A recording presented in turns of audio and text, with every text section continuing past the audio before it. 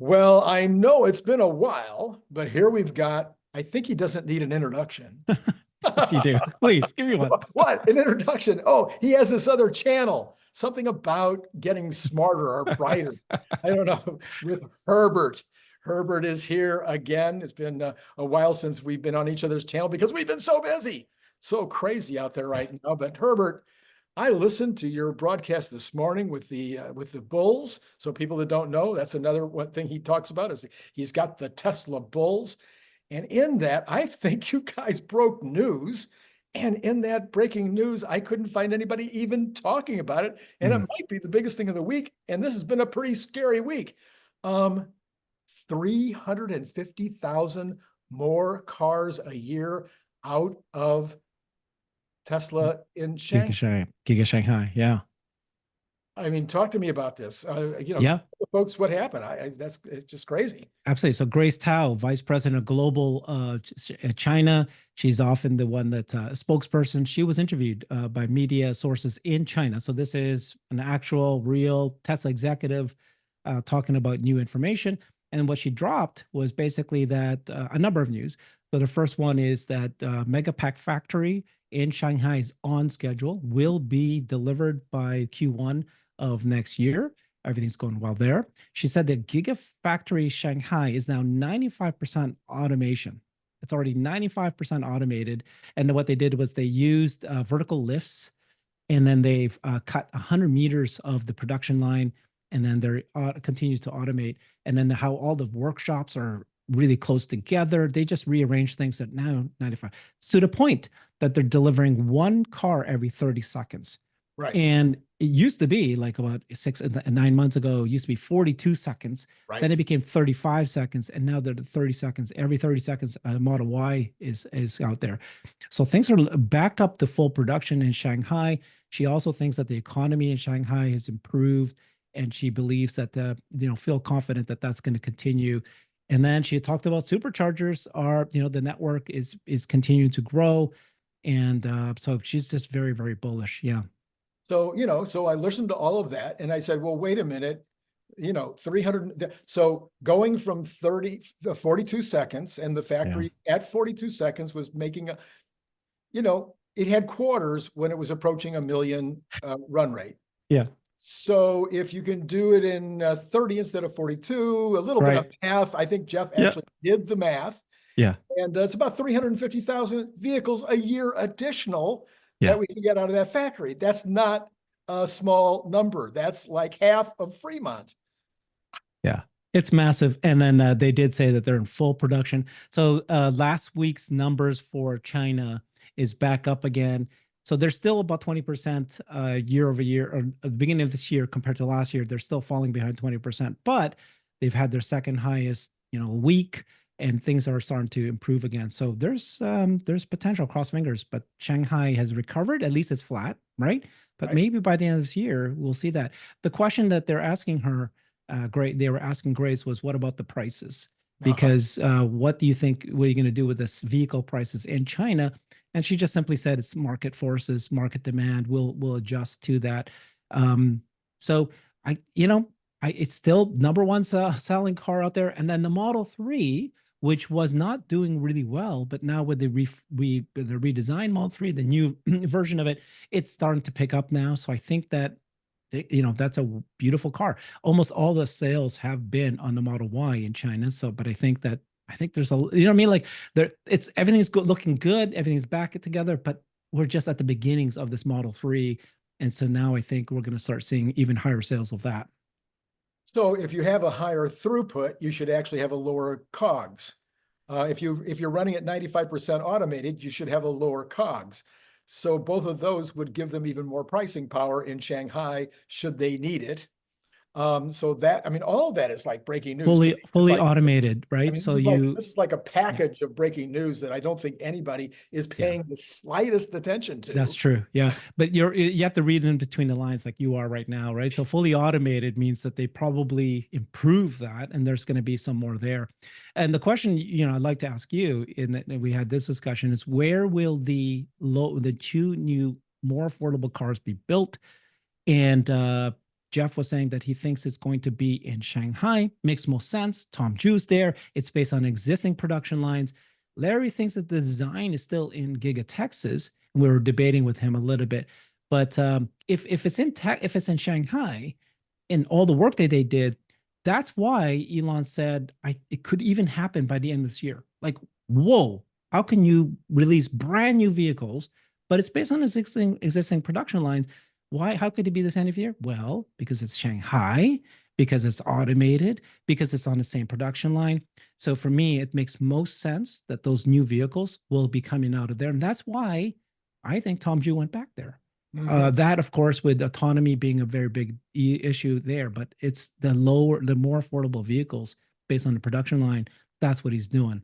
What's your thoughts on that? I wouldn't be at all surprised whether they come out first in Shanghai and second in Austin, but I think Austin will definitely be making that vehicle, and I think Berlin will be making the 2.5, if you will, vehicle as well. But maybe it'll be Shanghai first. Certainly, plenty of capacity available in Austin. But the reason why is because Shanghai, China, is the most competitive for the more affordable vehicles, and lower price points. The U.S. We've done shows on this in the past where, of course, it's the larger SUVs, larger trucks, but there is a market for sedans. There is a market for low affordable vehicles. It's just that the U.S. companies stop making these, and that's why people go, there's no market for it. No, there is a market for affordable vehicles. It's just that nobody's selling it in the U.S. They're being imported from other countries. Yeah. So all right, and then they also freed up 100 yards. Yeah, I mean, meters. 100 meters. All right. So 300, a football length. They freed up a football field length of space. Now that was just from the production line area. There's no saying that they haven't found other ways to make more space. And so they could be looking at that space either for 4680s, or they could be looking at it also for unboxed or for. My assumption was that one of the ways they did the 100-meter reduction is because of vertical lifts, right? And then that sets you up for like a semi. It's not 100% unboxed, but pieces of it. That's what they were saying, right? Yeah. So I just think this is incredibly exciting. And again, the stock is down 10 today. And I'm thinking, well, nobody paid any attention to your show. I mean, if they paid attention to your show, they would have figured out that there was something that they should be, the share price should be going up. All right. Let me also, let's see. California has seen a slowdown. We're talking about, sales. Well, California's seen a slowdown in EV sales and Tesla sales. And in the meantime, the rest of the United States is seeing an improvement in EV sales and in Tesla sales. I've been saying for, I don't know, a year that Elon's political thing is probably going to hurt him a little bit in California, but it's going to help him in the Midwest, in the area. And it'll be a wash. Yeah. And it'll be a wash over time, or maybe even a benefit. Gary Black is out today with a post. I don't know if you saw it. Kind of blew my mind. He says, well, I think that Elon's political point of view is having no impact on Tesla sales. I'm going, wait a minute, Gary. I don't think that's been your position earlier, but yeah, I think here's my thinking. I said the same thing, that Elon's political, remember when he was out in Twitter and X, November of last year, October last year, and he was starting to show his positioning. That it did not have an impact, and then it was proven out by surveys that came out and said that it wasn't changing people's buying patterns. However, I think the difference is that back then, and it's a small one, you're still at the early adopter stage. You're still at the people who are like less than 1 million people buying each year. Once you get here and you've already gotten 5 or 6 million people bought it globally, and then you're now at the 2 million per year rate. You're starting to get into a little bit more of the general public.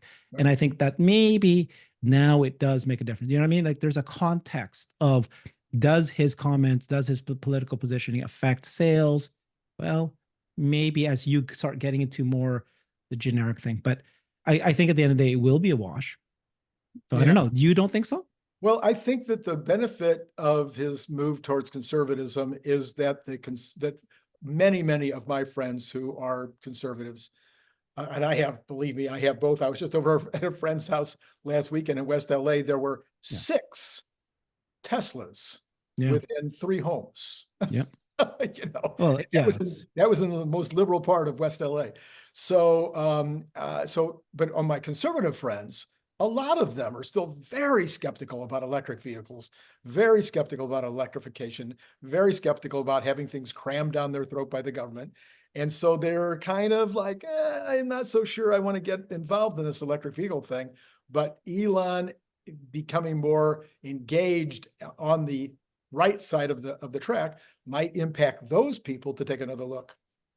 Yeah, I guess so nuanced, and I don't know the answer, but like, so there are people who say, I will not buy a whatever that this person in Elon represents Tesla because they've crossed my moral compass. Right.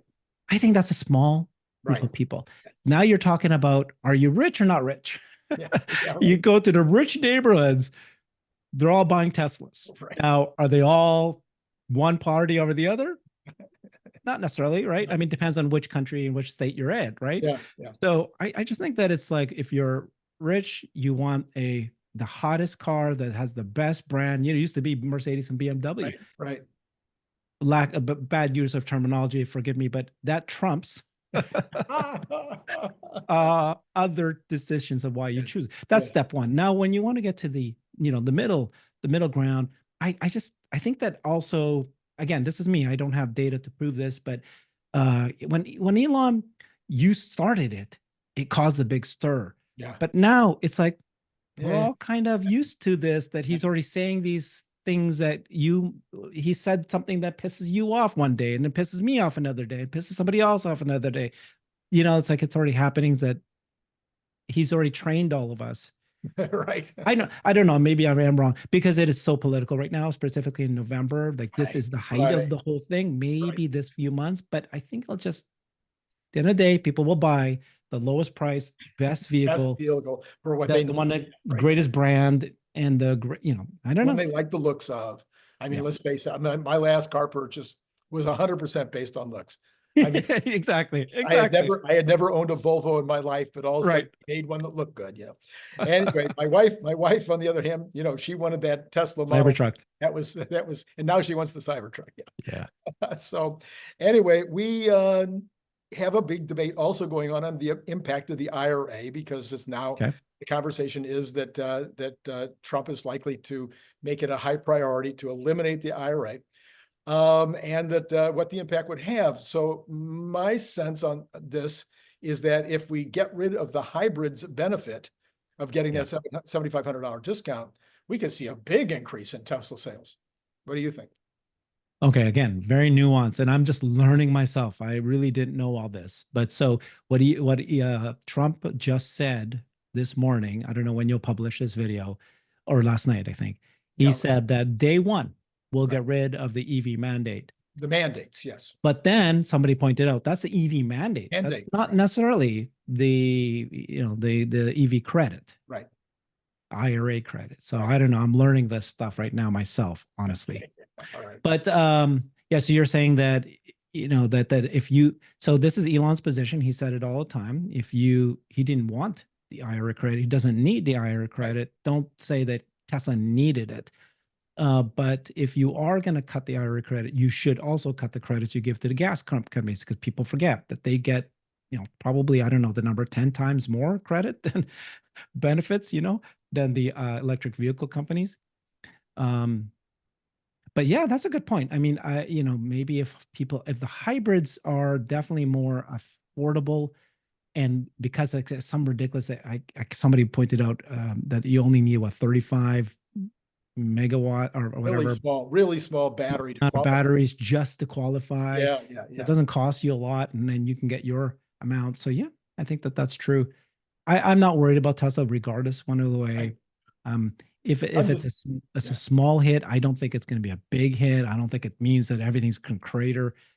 And again, at the same time, when these more affordable vehicles come out, it'll be 5,000 to 7,000 is what Jeff estimates will be down. So they'll just be a wash again. Like, it would be nice if they had it, Like, can you, the other thing that no one paid attention to this week, because of course the Trump assassination just took over everything, Right. was that Tesla released a brand new vehicle, right? The rear wheel drive, Yeah.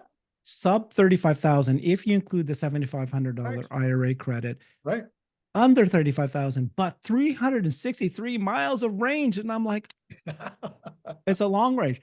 Like, Yeah, it's that's a really crazy. amazing car. It's crazy. Like, what? That's, I can't believe, was that a typo? Because what? That's a crazy long range. Yeah, yeah. So, No, it's great. So I know that you're already excited and you already feel that there's been a change in yeah. temper and change in emotion, a change in direction. But we're also coming up against the earnings call on Tuesday. So I'm going to ask the question this way. How do you think the earnings call is going to impact on that energy level that we're seeing in the Tesla world right now? I think nothing. I think it's built in. Okay. So I believe that everything has changed for Tesla. We're finally where we were communicating to the world what we think Tesla is, not just a car company. And I think that you can see it. You can see a lot of institutional analysts say in the last several months that they expect this quarterly earnings call to be bad news. It's going to be lowered vehicles deliveries. It's going to be like maybe a flat margin earnings earnings, but it's already built in. Like, they were expecting it to be bad. Now, if it was like really bad, then okay, that's a different story. But I think if it is what they're expecting it to be, it's built in, and it's gonna be bad. It just won't be really bad. So I don't think so. So yeah. So why do I think everything has changed, right? So in the last year, you and I have done several shows together, and at that time, one of your biggest topics that you talked about, and we did many one-on-one deep dive presentations, spreadsheets kind of shows, was Tesla Energy. And we were talking about Tesla Energy, but not a single institutional analyst talked about energy. They didn't bring it up. They didn't say it. And then about, the last quarter of last year, that's when you finally had 3 institutional analysts say the word energy during that quarter's earnings call. And then now, because of what happened in Q1, Tesla's an energy company. And you saw that Morgan Stanley dropped a note 2 weeks ago, and they said Tesla Energy is a bigger business than Tesla Auto. Okay. So Morgan Stanley is usually ahead, but not only that, but many institutional analysts are talking and estimating Tesla Energy. So at this point, would you not agree with me that at the very least, institutional analysts, big money, they're calling Tesla not an auto company anymore. It's an auto and energy company. Would you agree with that today? Yeah, yeah, absolutely. Okay. Well, again, there's more work to be done because I think there's a whole raft of companies that have not caught on yet. But yes, Right. there is definitely a flip, a switch. Yeah. So the other thing that happened, and again, it's just like anecdotal. Morgan Stanley has these lunches quarterly, and he has like 20 plus both bulls and bears for Tesla in a lunch, and they talk Tesla. And this is the one time that the majority of them said that they expect the Tesla stock to rise by $50. But the more important thing was during that 90-minute lunch, not a single person even talked about auto. They talked about energy. They talked about Robotaxi. They talked about AI. They talked about the upcoming election, that kind of things. And they didn't even bring up the word auto. So it's just small little things. And you're right. The kicker about that meat lunch was that the vast majority of them don't own Tesla stock. So the narrative is changing. They're starting to understand. And then now in the future, they'll start buying into it. But right now they're still there. But that is going to change. Yeah. Yeah. So quite a few people that you have on your show and I have on my show, because we share a lot of those same folks, their projection for earnings is actually not that bad, kind of up in the 75, 80% range. If we hit a 75, I think the stock will probably, and assuming that the call is good, then the stock should bump up pretty good afterwards, don't you think? Yeah. And that's part of the reason why I'm saying that everything has changed, right? So after the Q1, it was terrible, but the earnings call that Elon held blew everyone away, surprised everybody. across the board, right? They announced the more affordable vehicle. They announced the Robotaxi event. All those things just shut everybody up and made them realize. And there were people, what, a month, 2 months ago, that wrote off Tesla for the entire year, right? They said flat earnings, nothing's going to prove, they're going to not be able to sell any cars. And they're like dumping, everybody dumped, right? And we won't have to name names, but a lot of people dumped. And then a matter of a month later, the sentiment changes. So for people like you and me who are bulls, they think you're so dumb. And then like, well, just a month ago, you said this and now you're saying this. So who is the one that's wrong? But anyways, not that we have to be right or wrong. It's just more, just stick with, look at the fundamentals, look at what the company is about. So that we've been saying the company is a robotaxi company. Nobody believed us until version 12 comes out. Right. Yes. Now everybody's jumping on board. And that's the other thing why everything has changed. You are now seeing the big whales, the institutional investors, talking about robotaxi, that that it's the chances of it happening is coming true. No one's yet like 𝐼𝐸 being so far ahead saying that yes, it's definitely going to happen. In fact, 𝐼𝐸 is saying it's going to 95% chance it will happen in the next 2 years. Right. They're the only ones saying that. But you will see, and I can't remember their names right now, the institutionalists who say this. This is the norm now. Institutionalists says robotaxi is happening. It's happening. But I think it'll happen in 2040 or 2030. But when it does happen, it's such a big market, I will go ahead and include it in my price targets this year, which is fair. All that's fair. Right. It's just ridiculous that they're still at, it's going to happen 2040. But at least they're now saying it's going to happen. So, and of course, none of them are figuring anything in for Optimus yet, which is just mind blowing. Right. Just even 𝐼𝐸 has not included Optimus yet. And you and I mean, me, I mean, like it's all about the bot right now. It's about, and I don't know why you can't see what I can see. And again, that's another thing that's funny, right? January, everybody said that the bot is going to be many, many, many years away. Don't tell me that they can do useful work in a factory this year. And then in that 1 month, January, Scott and I probably did 5-7 breaking news stories. Every bot company comes out and shows actually automation and training is a lot easier than you think. Yes. We are able to train them in like very short amounts of 2 ways, simulation as well as visual. They can just watch an activity and they'll repeat it themselves and be able to fix mistakes. And now there's all these bots that are out there doing actual useful work, being bought by actual companies already in the factory. And everybody kept saying that will never happen. It'll be 3 years from now. Yeah, it's going to be exciting. So, okay, I have this crazy idea because, I usually like to introduce my crazy ideas on your shows. You do. So this is my show, but you're here. Yeah. And we'll be doing a show. I'll be doing a show with you a week from now. But let's talk about one last thing. I sat there and racked my brain trying to figure out what in the world they could be doing to the front end of the Cybercab. That would be so radical that it would take them an extra 2 months to get this thing ready to go. Yeah. I had said something on my show one day about an idea that I had for Cybercab. And then one of my guys I can't remember who, either on Patreon or in the comments, I can't remember which, said, what if what they're going to do is put a door on the front of the Cybercab and you open it up and it's a vending machine? So the vending machine was my idea, because I think you need water, the Diet Coke, maybe even coffees, but maybe they're what do you call it? Cold coffee. You got to have some things like that, like a lot of your Uber drivers do. They just get it for free, but maybe they could charge for it. But anyway, you don't need anything in the front of the car. What the heck? So you just open the door, and it's like those refrigerators in your hotel room. When you pick it up, the lever goes up, charges your account, boom, you're done. What do you think? So let's first, you have to define, right? When Elon said that I had to do an important design change to the front of the car. Some people interpret it the way you are, which is the front of the inside cabin. Some people interpret I'm talking about the front of the car. I'm saying before you get in the car, you open it up before you get in. Okay, well then I assume the front of the car is the hood where the lights are, Yeah, yeah. not the side doors.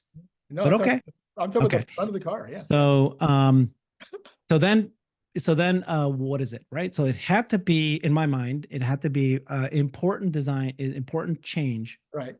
And so it couldn't just be a cosmetic change. And it's weird that it would be a cosmetic change because Franz von Halsen has been working on this since 2018. They have done many design options. They'd already selected what it is. They've already created the production line. He's already walked it.